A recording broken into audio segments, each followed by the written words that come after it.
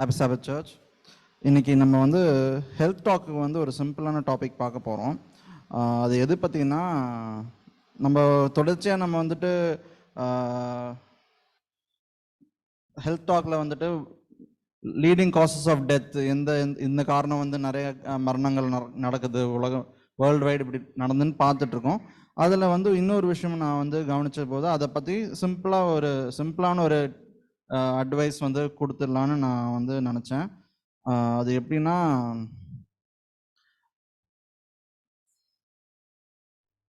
இது வந்து it is about நம்ம லாஸ்ட் வீக்கில் பார்த்தோம், டெமென்ஷியா பற்றி பார்த்தோம். ஸோ இது வந்து 2016ஓட ஸ்டடி, சரிங்களா? 2016ஓட ஸ்டடி. இதில் வந்து நீங்கள் என்ன பார்க்க முடியும்னா,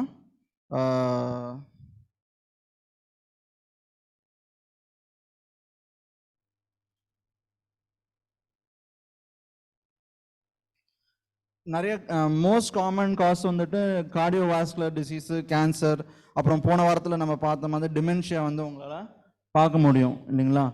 அதே மாதிரி வந்து அதுக்கு அடுத்த காரணங்கள் தான் நம்ம வந்துட்டு இந்த வாரத்தில் பார்க்க போகிறோம். அது என்னன்னா டயரியல் டிசீசஸ். என்னன்னா டயரியா, ஜஸ்ட் லூஸ் மோஷன் வந்துட்டு ஆளுங்க வந்து நிறைய பேர் இப்போவும் இந்த காலத்துலேயும் இந்த வருஷத்துலையும் இப்போ வந்து இறந்து போகிறத நீங்கள் வந்து பார்க்க முடியும். இது யாரை வந்து அதிகமாக அஃபெக்ட் பண்ணுதுன்னா குழந்தைகள் தான். இந்த டெவலப்பிங் கண்ட்ரீஸ், லோ இன்கம் கண்ட்ரீஸில் இந்தியா இப்போவும் வந்து சம்டைம்ஸ் சில இடத்துல தேர்ட் வேர்ல்டு கண்ட்ரின்னு தான் சொல்லிட்டு இருக்காங்க. ஸோ கண்டிப்பாக இது வந்து ஒரு பிரச்சனையாக தான் நம்ம வந்து பார்க்கலாம். இது குழந்தைங்களுக்கு வந்து second leading cause of death. 2019 கூட 3,70,000 குழந்தைங்கள் வந்து இதில் வந்து இறந்து போயிருக்கிறத பார்க்கலாம்.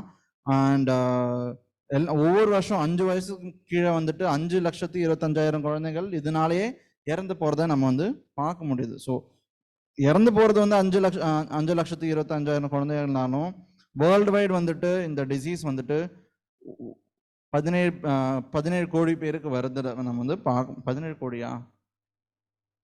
17 லட்சத்துக்கு ஆளுங்களுக்கு வரதை நம்ம வந்து பார்க்க முடியும். ஸோ இந்த டிசீஸ் வந்துட்டு நிறைய காரணங்களுக்கு இருக்கு. என்னன்னா இன்ஃபெக்ஷன், மேல் நியூட்ரிஷன், தேவையான சத்து கிடைக்காத காரணம், எங்கேருந்து அவங்க வந்து சாப்பாடு எடுக்கிறாங்க, வேற மாதிரி இந்த மாதிரி நிறைய காசஸ் இருக்கிறத பார்க்கலாம்.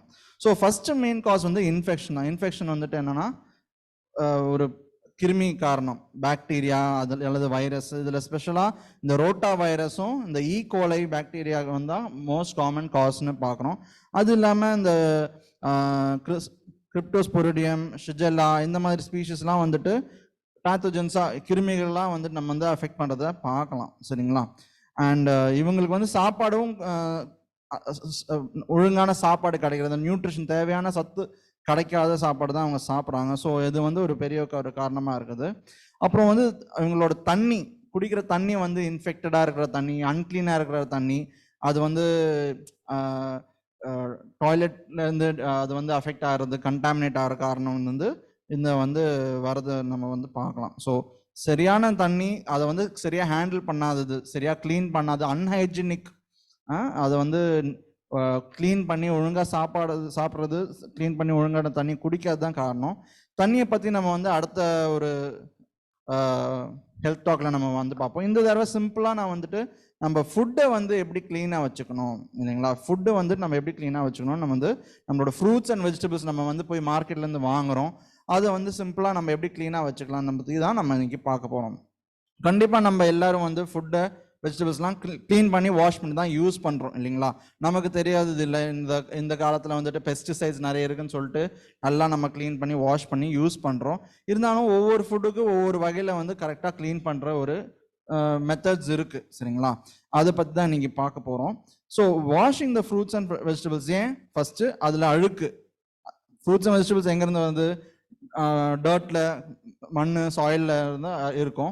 அது இல்லாமல் அதில் நிறைய கிருமிகள் இருக்கிறது வாய்ப்பு இருக்குது. அண்ட் பெஸ்டிசைட்ஸ் யூஸ் பண்ணுறது, இந்த 3 காரணம் தான் மெயினாக நம்ம வந்து யூஸ் பண்ணுறோம். அதுக்கு அடுத்தது இந்த ஃப்ரூட்ஸ் வெஜிடபிள்ஸ் வந்து எப்படி ஹேண்டில் ஆகுறதுன்னு நமக்கு தெரியாது. இப்போ கோவிட் டைமில் தான் நம்ம வந்துட்டு ரொம்ப பயந்துட்டு இருந்தோம், எப்படி யாரெல்லாம் தொட்டாங்கன்னு நமக்கு தெரியல. ஆனால் நம்ம இப்போ அதை பற்றி யோசிக்கிறோமா? அந்த அளவுக்கு இப்போ பயம் இல்லை, பயம் குறைஞ்சு போச்சு. மேபி வேக்சின் போட்டதுனாலே இருக்கலாம், சரிங்களா? ஆனால் ஸ்டில் யாரெல்லாம் தொட்டிருக்காங்க, எப்படி எங்கெல்லாம் இருந்திருக்கு, என்ன மாதிரி கண்டிஷனில் இருந்திருக்குன்னு நமக்கு தெரியாது. நீங்கள் காய்கறி கடையில் போய் பார்த்தீங்கன்னா, இல்லாட்டி பெரிய பெரிய மார்க்கெட்டில் பார்த்தீங்கன்னா ரொம்ப டர்ட்டியாக தான் இருக்கும் அந்த இடங்கள், அவ்வளோ க்ளீனாக இருக்கிறது இல்லை. ஸோ கண்டிப்பாக நம்ம இதை வந்து க்ளீனாக வாஷ் பண்ணி யூஸ் பண்ணணும்னு பார்க்குறோம். ஸோ ஃபர்ஸ்ட் என்ன பண்ணலாம், சிம்பிள் வாட்டரில் ரின்ஸ் பண்ணுறதே போதும். சிம்பிளான வாட்டரில் இந்த வெஜிடபிள்ஸை ரின்ஸ் பண்ணுறது இம்பார்ட்டன்ட்னு பார்க்குறோம், சரிங்களா? அதுக்கு முன்னாடி சில வெஜிடபிள்ஸ் வந்து கண்டிப்பாக சாயிலேருந்து தான் எடுக்கிறாங்க. அதை ஃபேக்ட்ரியிலலாம் நீங்கள் வந்து பார்க்கலாம், அதை க்ளீன் பண்ணி வாட்டரில் வாஷ் பண்ணி வரதை பார்க்கலாம். ஆனால் sometimes still soil, potatoes, carrots, பீட்ரூட்ஸ்லாம் இருக்குது, அதில் வந்து இன்னும் மண் இருக்கிறத பார்க்கலாம். ஸோ யாரெல்லாம் வீட்டில் நம்ம வந்து அதை ஸ்க்ரப் பண்ணி நம்ம வந்து ஒரு ப்ரஷ் ட்ரையாக இருக்கும்போதே ஸ்க்ரப் பண்ணுறதுக்கு வந்து யூஸ் பண்ணலாம். அந்த சாயிலெல்லாம் எடுக்கிறதுக்கு நம்ம வந்து ஸ்க்ரப் பண்ணி ஒரு ப்ரஷ் வச்சு something similar to a shoe brush மாதிரி, அந்த மாதிரி ஏதாச்சும் ப்ரஷ் வச்சு அந்த சாயில் டர்ட் எல்லாத்தையும் நம்ம ஸ்க்ரப் பண்ணிடலாம் ட்ரையாக இருக்கும்போது, சரிங்களா? அதுக்கப்புறம் நம்ம வந்துட்டு அதை வந்து வாட்டரில் ரின்ஸ் பண்ணுறது வந்து யூஸ்ஃபுல்லாக இருக்கும், சரிங்களா? அதே மாதிரி எல்லா வெஜிடபிள்ஸுக்கும் நம்ம இதை அப்ளை பண்ண முடியாது. எஸ்பெஷலி இப்போ பாருங்க, கிரேப்ஸ் வந்து அதுக்கு நடுவுலலாம் ரொம்ப சின்னதாக இருக்கும். அதே மாதிரி லீஃபி வெஜிடபிள்ஸ், இப்போ கேபேஜாக இருந்தாலும் சரி, நம்ம கீரை வகைகளாக இருந்தாலும் சரி, அதெல்லாம் நல்லா ரின்ஸ் பண்ணுற மாதிரி இருக்கும், சரிங்களா? கண்டிப்பாக நம்ம அதிகமாக சேவ் பண்ணணும்னு பார்த்துட்டு நம்ம வந்து வெளில இருக்கிற தோலை வந்து விட்டுறக்கூடாது. வெளில இருக்கிற தோலெல்லாம் ரிமூவ் பண்ணிவிட்டு நல்லா ரின்ஸ் பண்ணி வாஷ் பண்ணணும்னு பார்க்குறோம். முடிஞ்சால் நம்ம வந்து little bit of vinegar soak பண்ணி வைக்கிறத ட்ரை பண்ணலாம். சோக் பண்ணி ஒரு தண்ணியில் வந்து கொஞ்சம் வினிகரை சேர்த்துக்கிட்டு தண்ணிக்குள்ளே சோக் பண்ணிவிட்டு அதுக்கப்புறம் நம்ம யூஸ் பண்ணுறது பார்க்கலாம். இப்போ ஆக்சுவலாக கொஞ்சம் நிறைய ரீசெண்டாக ப்ராடக்ட்ஸ்லாம் வருது, ஃப்ரூட்ஸ் வெஜிடபிள்ஸ்லாம் க்ளீன் பண்ணுறதுக்குன்னே தனியாக இப்போ ப்ராடக்ட்ஸ்லாம் வருதை பார்க்கலாம். அதை வந்து அட்வர்டைஸ்மெண்ட் மார்க்கெட்டிங்லாம் பண்ணுறாங்க. ஆனால் அது வந்து தேவையில்லைன்னு நம்ம வந்து பார்க்குறோம். சிம்பிள் வாட்டரில் நீங்கள் வந்து வாஷ் பண்ணாலே போதும். ஆனால் க்ளீனாக வாஷ் பண்ணணும். ரொம்ப சும்மா பேருக்கு வாஷ் பண்ணாமல் நல்லா அதுக்கு ஒரு டைம் கொடுத்துட்டு சோக் பண்ணி ரின்ஸ் பண்ணி ப்ரஷ் பண்ணி அதை வாஷ் பண்ணிங்கன்னா கண்டிப்பாக நம்ம அந்த பாக்டீரியா, இந்த வைரஸ் எல்லாம் நம்ம வந்து சேஃப்கார்ட் பண்ணணும். இப்போ நான் வந்து நம்ம பண்ணுறது இல்லைன்னு சொல்ல வரல, ஆனால் இந்த அவேர்னஸ் வந்து நமக்கு வந்து we are still seeing so many people dying, so many children are being affected. So இந்த அவேர்னஸ் வந்து நம்ம கடவுள் வந்து நம்ம எல்லாரையும் ஒரு மெடிக்கல் மிஷினரியாக தானே வந்து நம்மளை வந்து செலக்ட் பண்ணியிருக்காரு. ஸோ இந்த அவேர்னஸை வந்து மற்றவங்களுக்கு நம்ம வந்து போய் கொடுக்கறதுக்கு தான் நான் வந்து இதை சொல்கிறேன், சரிங்களா? கடவுளை இந்த பைபிளில் வந்து நீங்கள் பார்க்கலாம், ஜேம்ஸ் 1:17. இதை யாராவது வாசிங்க தமிழில்.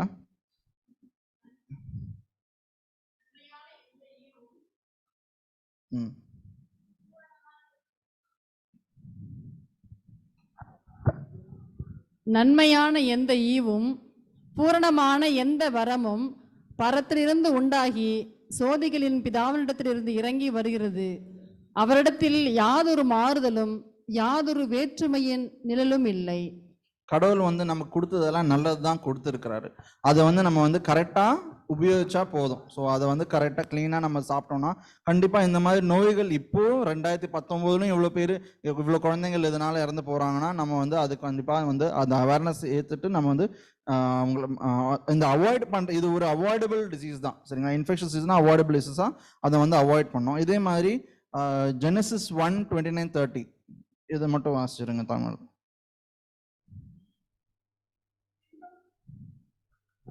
பின்னும் தேவன், இதோ பூமியின் மேல் எங்கும் விதை தரும் சகலவித பூண்டுகளையும் விதை தரும் கனி மரங்களாகிய சகலவித விருட்சங்களையும் உங்களுக்கு கொடுத்தேன். அவைகள் உங்களுக்கு ஆகாரமாய் இருக்க கடவது. பூமியில் உள்ள சகல மிருக ஜீவன்களுக்கும் ஆகாயத்தில் உள்ள சகல பறவைகளுக்கும் பூமியின் மேல் ஊறும் பிராணிகள் எல்லாவற்றிற்கும் பசுமையான சகல பூண்டுகளையும் ஆகாரமாக கொடுத்தேன் என்றார். அது அப்படியே ஆயிற்று. ஸோ கடவுள் வந்து நம்மளுக்கு இந்த மாதிரி நிறைய நல்ல வகைகளில் நிறைய நியூட்ரிஷன் கொடுக்குற ஃப்ரூட்ஸ், வெஜிடபிள்ஸ், சீட்ஸ், லீவ்ஸ் எல்லாத்தையும் கொடுத்துருக்காங்க. எல்லாத்தையும் நம்ம வந்து புசிக்கிறோம். இது வந்து ஆனால் ஒரு சரியான வகைகளில் சரியான வழியில் அதை நல்லா க்ளீன் பண்ணி நம்ம வந்து சாப்பிட பார்ப்போம். இந்த வாய்ப்பை தந்த பாஸ்டருக்கும் இந்த சபைக்கும் நான் வந்து நன்றி சொல்கிறேன். ஆமீன்.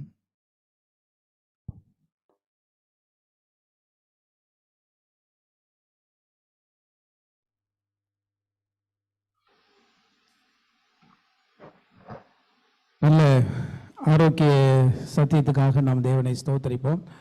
வெஜிடபிள்ஸ்